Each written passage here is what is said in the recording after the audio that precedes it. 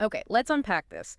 Today, we're doing a deep dive into, well, one of the most fascinating and honestly really advanced ancient urban civilizations out there, the Indus Valley civilization, sometimes called Ghati Sabhyata.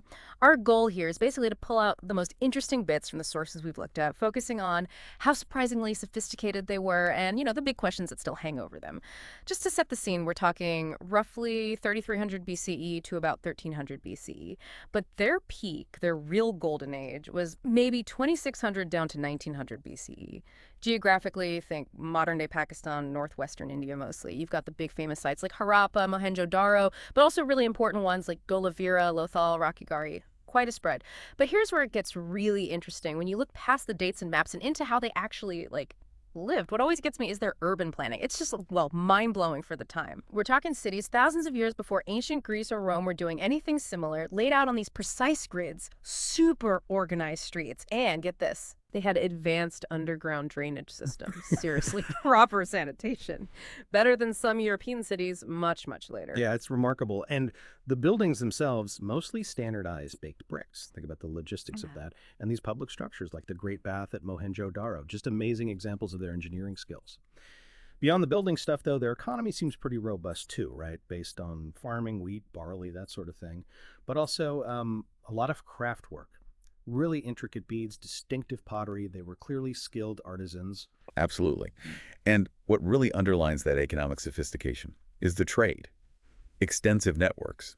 We find their unique seals, the ones with animal figures. And that script we can't read thousands of miles away, like in Mesopotamia. It's like finding a 4,000-year-old Amazon package label, isn't it? It just speaks volumes about how connected they were. It really does. It paints a picture of a much more interconnected ancient world than maybe we usually imagine.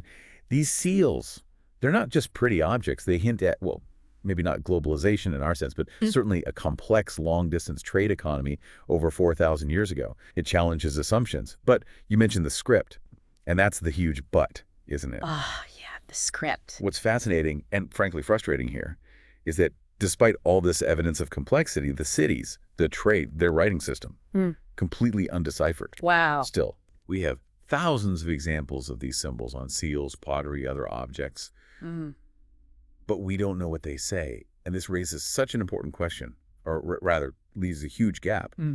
How much knowledge about their society, their beliefs, their history are we missing because we just can't read it? It's Well, you called it an archaeological heartbreak earlier. That sums it up. an archaeological heartbreak, yeah. So without the texts, we're kind of piecing things together from artifacts, right? Yeah, What about their religious life? Any clues there? exactly. It's detective work with material culture. We can infer some things. There's evidence suggesting a strong element of nature worship. Makes sense for a society tied to agriculture. And then you have these intriguing figures. The famous Pashupati seal, for instance, which some interpret as a sort of proto-Shiva figure. Right, the figure seated in a yogic pose, surrounded by animals. Precisely. And there are also many terracotta figurines that seem to represent a mother or fertility goddess.